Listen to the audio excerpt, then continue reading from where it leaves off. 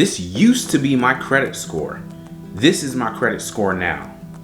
But the most important question here is, does your credit even matter to God? Now, what is your credit score? Your credit score is a score that the world uses, especially in the United States, to measure your level of responsibility, financial responsibility, how you manage debt, how you handle debt. Why is this important to God? And overall, does God really even care? That's the real question here. Now, that's something that I used to struggle with because I used to think God didn't care about my credit score. So before, when I had a low credit score, I would literally have certain habits that matched that credit score. Meaning that when I borrowed money, I didn't pay it back. I was dishonest with paying people back. I was dishonest with my handling of finances and what I did with my money. I never paid things on time. I had things in collections. I never had a good financial base and structure. Now, this is a disclaimer here. Your financial situation or your credit score is not going to determine your salvation or your standing with God. However, Jesus does say something about how we handle finances and wealth here on earth. He says it in his word in Luke chapter 16, verse 10.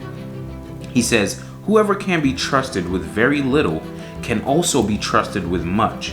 And whoever is dishonest with very little will also be dishonest with much. So if you've not been trustworthy with handling worldly wealth, who will trust you with true riches?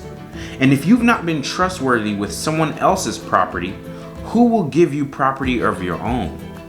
Jesus is talking and trying to tell us here that what we do here on this earth matters. Sometimes we may have this thought that, oh, well, yeah, it's just my credit. I'm just going to blow it off. And, you end up in a situation where when you need to buy a car or you need to buy a house, now you're stuck because your credit is bad. And you now think, dang, I wish I could have been able to fix it back then. And, now you're praying to God that God performs a miracle to get you that house or to get you that car.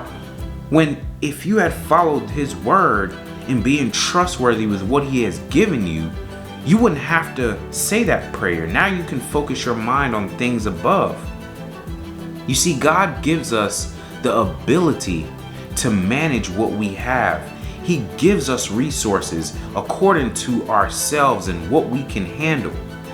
In the story of the talents, where Jesus talks about giving one person 5 talents, one person 2, and the other person 1, it says in the word that each person was given according to what they could manage, and it was up to them to multiply it. This can apply to finances, it can apply to your gifts.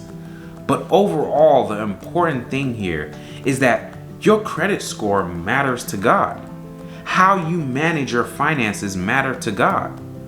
Because your credit score is a reflection of your financial responsibility. Banks are not going to loan to you if you have a low credit score. You can't get apartments if you have a low credit score. You can't get a house.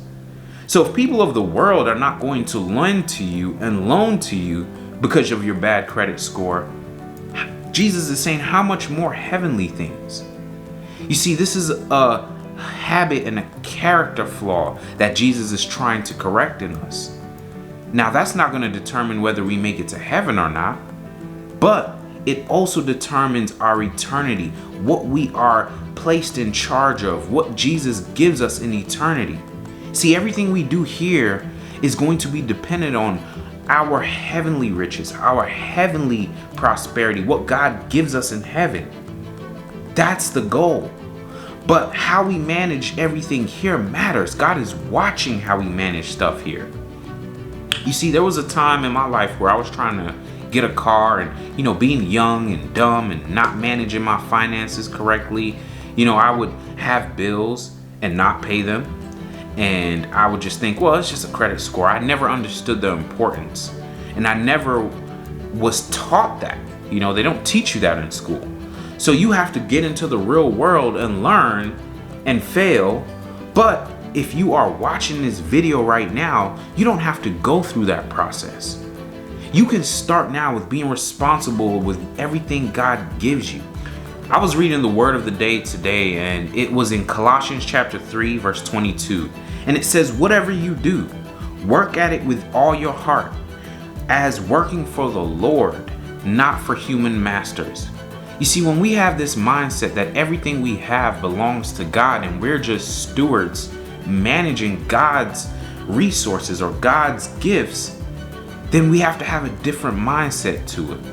Now we're understanding that everything that we're doing for God. So when you are working at your job, you're working for God. If you are managing your resources or your finances or whatever it is, you are managing God's resources. And when you have this perspective, there's a certain amount of diligence that you're supposed to have, and you don't just not care about it. You see, there are a lot of Christians that follow God, that are, prayerful, and they do everything. They fast, they pray, they do all these things. But when it comes to their resources and their livelihood, they're struggling and they have these bad habits. And you grow up, and for me, I grew up in a Christian household, but I saw these things where, bad financial management, arguing over money, things like that. And it's like God has given us the blueprint to where you can still follow God and still have the ability and the wisdom to manage wealth. You see, James 1:5 says, it tells us, if you need wisdom, ask God, who gives it generously without finding fault. So if any of you lack wisdom, if you don't know how to handle what God has given you, and you need wisdom and guidance in everything that you're doing, ask God. He gives it to you generously without finding fault. He's not going to say, oh, well, yeah, you messed up last week. Yeah, you bought a pair of shoes instead of actually paying your bills last week. Or you ended up doing something wrong last week, so I'm not going to do that for you. No, God is just going to give it to you generously because He wants your best interest at heart. But the key here is that you have to know that you can even ask God for wisdom and want wisdom. Because the Bible says, my people are destroyed for the lack of knowledge. If you don't even know that you have to ask, then you've already lost. So please, people of God, let us manage everything God has given us accordingly. Your credit score is by all means not one of the most important things in your life, but it is important to God in your character and how you manage it. Now, yeah, can you say, hey, my credit score was bad because I went through some hardship and, something happened and my credit went down? Yeah, but don't stay there. Don't stay in there. Don't live in those bad habits.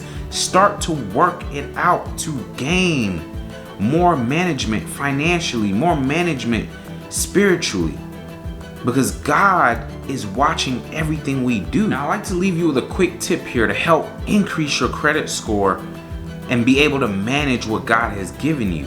So one thing you can do is go ahead and go to annualcreditreport.com. You can print out a copy of your free annual credit report. You can do that once a year. It will print out from every credit bureau, TransUnion, Equifax, and Experian. And you can just go on there and see everything that you have on there. If you have something in collections, anything like that, you can dispute things that you don't see, and that can help your credit score go up right there. So if you're watching this video and it has blessed you, go ahead and hit the like button. Go ahead and subscribe to this channel. And if you have any questions below, go ahead and comment below. And until next time, stay blessed.